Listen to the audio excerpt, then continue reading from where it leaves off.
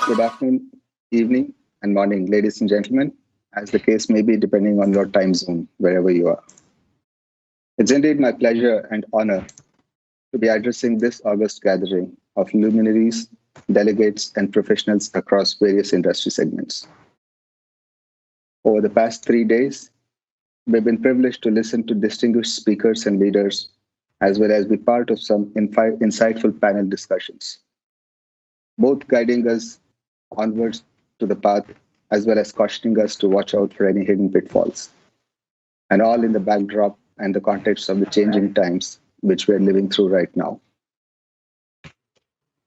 I'm sure all of you agree that this is truly a tipping point for many individuals, organizations, and nations as well, and in ways more than one. That is absolutely fascinating. And on a lighter note, I dare say, these 3 days have been more riveting and interesting than the recently concluded favorite pastime, national pastime of ours, the strange cricket match India won yesterday at Motera, Ahmedabad. So, with that having been said, when I looked at the theme of the EPC conference, one word immediately stood out and resonated with me: sustainable. Resilience has long been part of Ebara Corporation and Elliott Group's vision and business continuity lexicon. But our current and future focus is on global sustainability. This can be viewed on our corporate video in the innovation zone. However, my brief today is different, and I'd like to share my screen, Mitra. So bear with me a moment here. So as I said, my brief today is different from global sustainability and the future. And before I take a deep dive into the assigned topic, I'd like to take a couple of minutes to just set the stage and the backdrop for an OEM perspective, and with the big picture of a typical large project's life cycle and its key stakeholders in the process industry.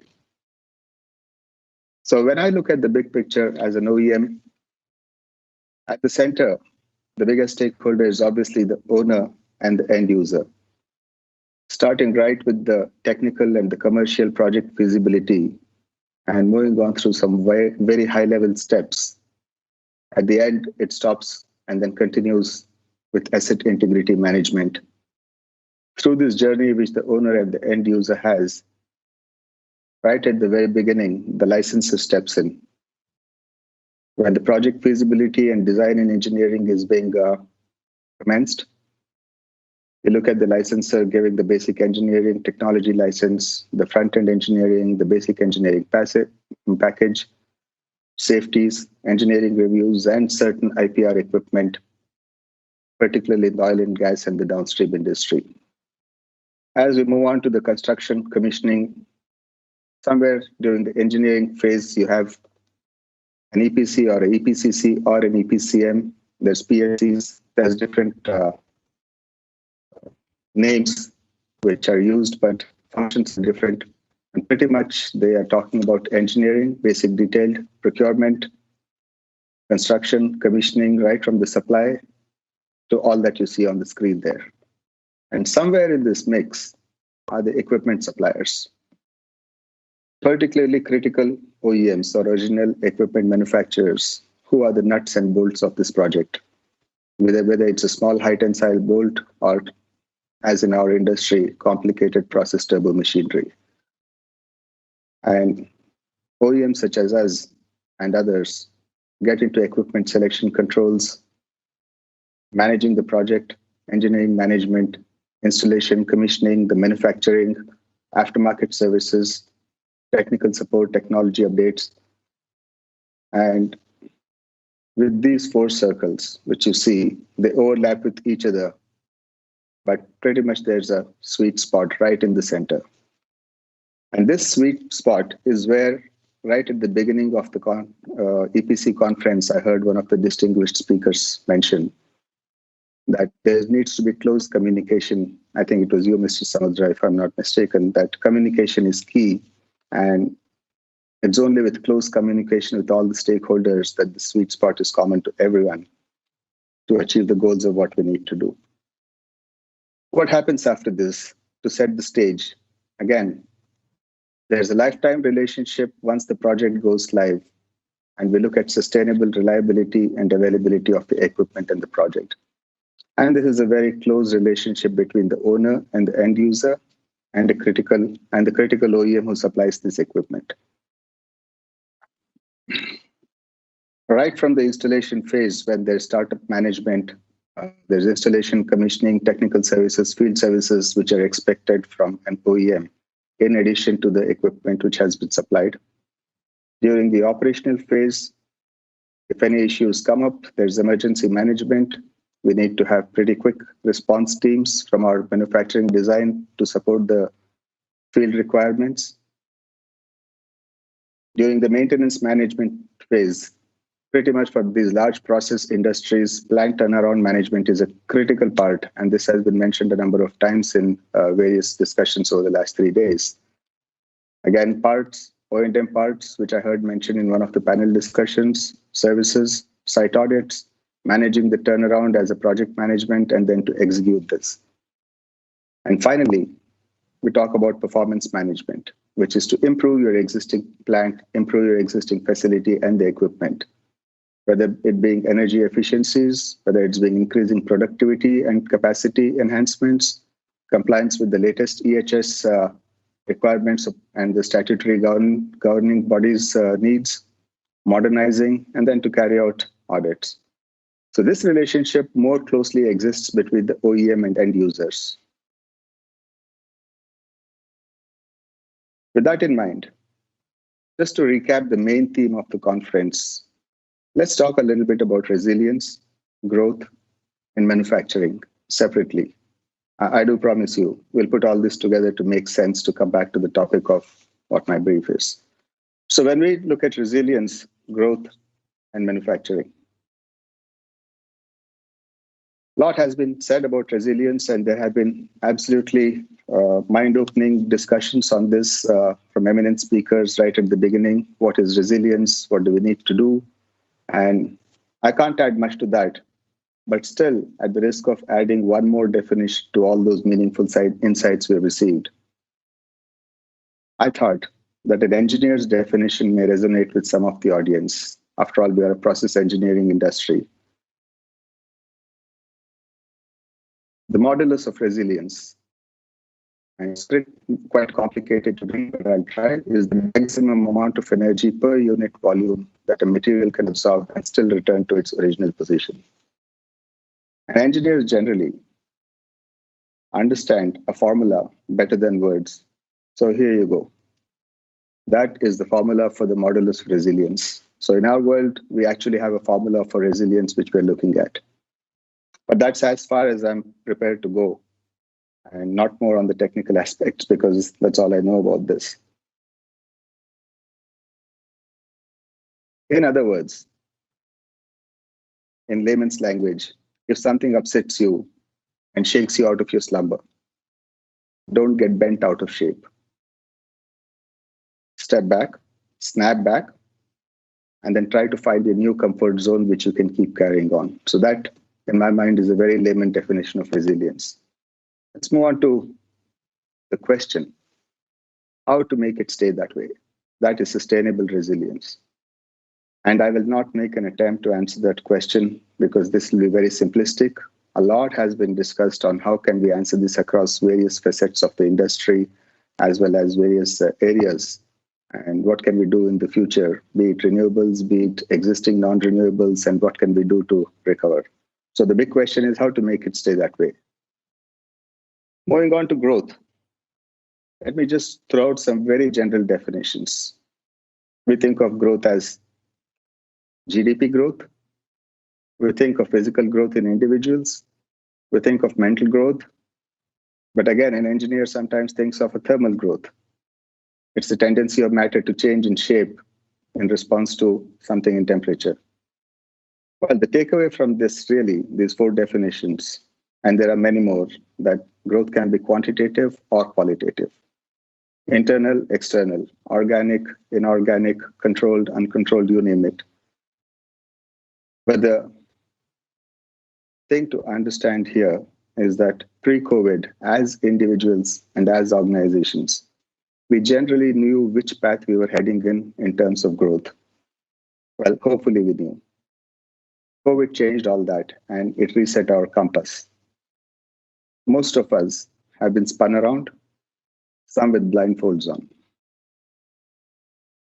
But today, to get to that destination of growth, first we need to recalibrate ourselves where we are, and then determine which direction we are pointing and the distance we want to travel, which might be sometimes slower than we wish to, and sometimes faster than we thought. So the takeaway questions from growth: which direction to grow and how much? And this was encapsulated to some extent in what I heard from Ms. Nosher yesterday and McKinsey on how to decide where to go and go fast. And the third bit, which really brings us to the focus of this presentation, is manufacturing. Manufacturing is a much bandied word. If you Google manufacturing, based on Oxford Languages and a couple of centuries old definition, it says manufacturing is defined as the making of articles on a large scale using machinery or industrial production. Now let's think about that a little bit. In today's global supply chains, where we're talking about outsourced goods, outsourced services, AI, digital transformation, one wonders how to apply this old definition to a supplier. So a lot of debate has happened on what is manufacturing. And even recently, globally, one of the modern definitions which has come out is the application of processes to alter the form or function of materials or elements in a manner adding value so that they represent a new product functionally different than from mere physical transformation.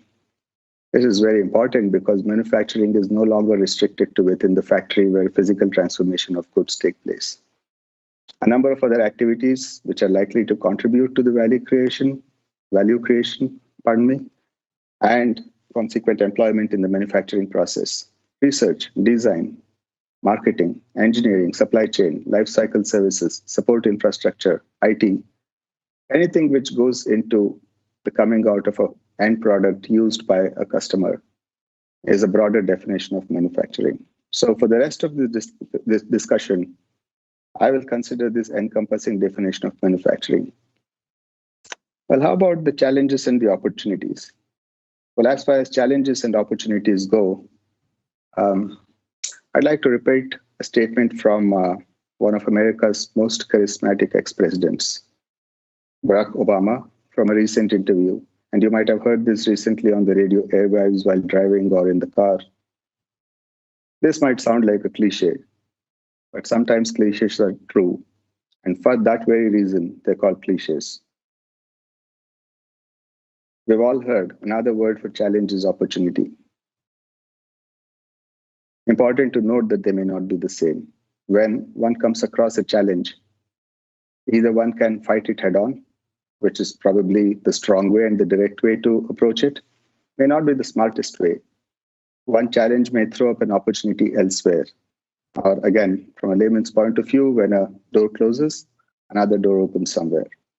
So again, when we look at challenges or opportunities, are we looking at one or the second or both? I promised you some time back that I'll put it all together. So what's the connection? What's the manufacturing in the definition which we spoke about in the last slide? What's the connection between the critical OEM, which we listed out the roles?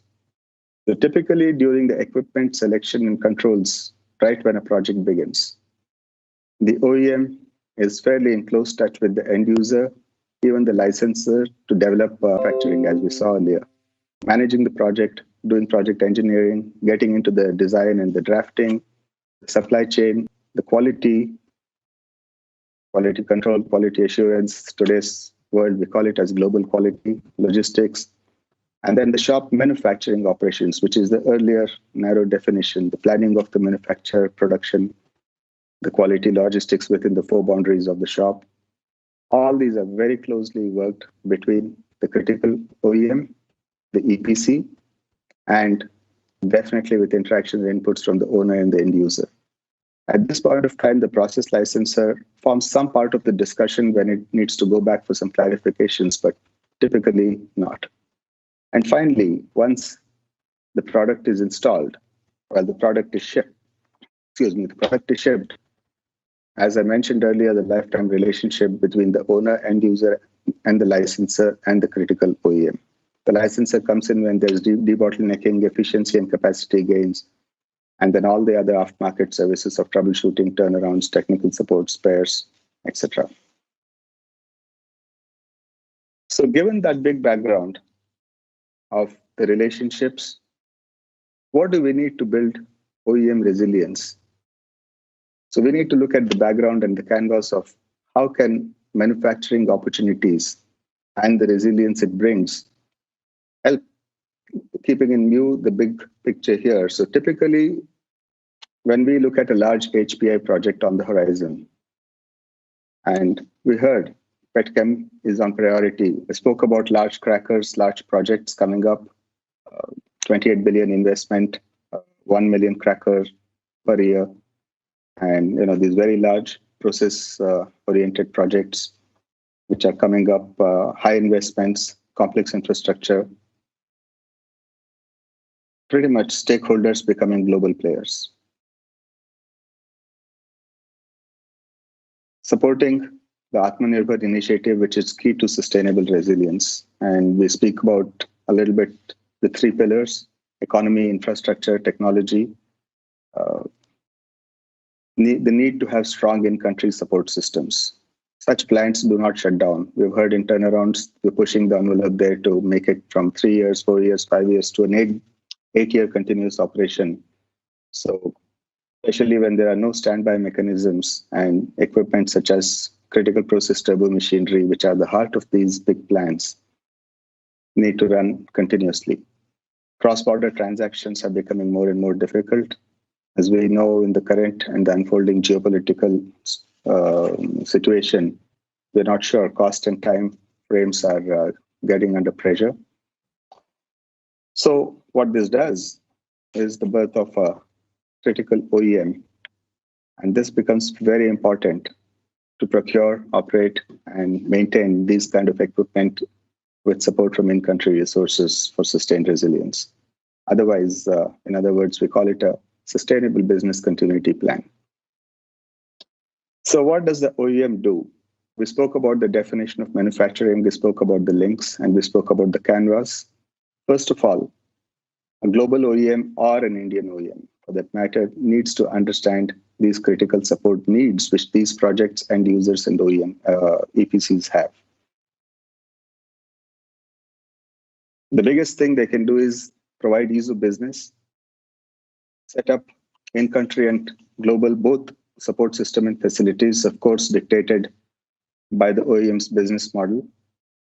The business operation model may be different for different country, but in India, we definitely need to have this kind of a manufacturing support. These makes the pillar stronger. It helps in making profitable business ventures for both the OEM, the end user, the EPCs, and all stakeholders. It helps the nation's economy, indirectly employs people, creates demand, and mostly brings global best practices both ways, from the globe to India, as well as take back from India to the rest of the world. As I mentioned, it complements the Atmanirbhar pillars. So here are some examples of in-country support I spoke earlier. Upfront interactions with end user licensors at feed stage, sales market capabilities, engineering and manufacturing capabilities. Utilize in-country sourcing as far as possible. Develop suppliers and make them capable to match or exceed global quality standards. Be responsive, technically, service expertise. Have refurbishment shops locally, which during the period of a turnaround can give quick response to have big equipment repaired, sent back, and also provide solutions for modernization. And on the other hand, increase resource expertise to the world by becoming a global capability center. Since the last decade, and particularly the last 24 months, by accident or design, our efforts in India have been building up to this focus. So this is really the manufacturing big high-level opportunity. Each one of these bullets can go into a lot of detail, but that's for another day. So a quick recap of what we did. We looked at the big picture, the relationships between the owner, licensor, EPC, OEM, and the lifetime relationships. We looked at the definitions of resilience, growth, and manufacturing in this context and the connection between all these, the canvas against which an OEM needs to build the resilience and the opportunities it presents to them. And finally, the sweet spot, which is very, very important to get success in this. So pretty much as can be seen, we have strived to capitalize on the manufacturing opportunities on offer and escalated capabilities for all stakeholders, pretty much well poised for and ready for future growths, not just in the existing non-renewables, but again, in the renewables as the opportunities unfold over this decade and beyond. So in closing, I'd like to thank you for the patient hearing, thank Chemtech management and organizers for the opportunity given to me. One question is there. What is the scenario of OEMs in India for digitalization? This is a question from Milind Savant, AGM Burns and McDonnell Engineering India Private Limited. Thank you for the question, Milind. And digitalization or digital transformation, as it was called a few years back, there's a lot of areas an OEM can digitize, right? Starting from within the R&D, the engineering offices to the shop floor and to the offering made to the customers. We're talking about in the safety field, where we digitize things, digitize transformation in smart PPEs, machines which can recognize what needs to be done, shutdown periods, talking about performance management at the site, which was spoken about earlier yesterday by Emerson, monitoring machine performance, digitizing shop displays, digitizing one example we are implementing right now in our shops is smart glasses, which technicians and operators wear. They go back and these smart glasses talk back to the network. People sitting in their offices can look at what is going on. PP cupboards will not open unless the person is authorized to do that. Any hazardous materials. Test floor. Tests can be witnessed remotely by cameras and LAN connections. So there are many, many, many examples. It's up to the individual appetite of each organization on where they start, how much they do, and what they do. So I hope that answers your question, Mr. Malin. Mr. Bhavanishankar, we have another question. From Mr. S. Sankaran from Petrofac. We still import compressors packages when we can realize the dream of manufacturing process compressors in India. Your comments, please. Thank you, Mr. Shankaran. That's a very valid question. And you're absolutely right. In the past, big process compressors and turbines have been equipment which have always been imported, except for one player who has been in the market for a very long time, a public sector player. That has slowly begun to change over the last few years. Today, over the last few projects, while the basic compressor and the steam turbine is still imported, and I'll get into that in a minute, almost all the major auxiliaries, be it large surface condensers, all the auxiliaries such as lube oil systems, dry gas seal systems, instrumentation, large piping, most of these, even control systems, anti-surge control systems, control valves, most of these have been indigenized. Even small to medium turbines up to 10,000 horsepower, 7.5 megawatt are now indigenously made, tested in world-class API facilities and supplied to customers. Coming back to the large process compressors, the demand needs to match the investment. And as we saw, the demand is increasing rapidly. And if that grows to a certain extent to support the investment necessary, as is the case anyone, I see that happening in the future. As on today's date, like an ethylene plant, a very big process compressor or a turbine manufacturing plant takes a gestation period of at least 3 years. So looking at the future, now is probably a point of time where at least the thought can be started. However, time will tell on how this goes. Thank you, Mr. Shankar.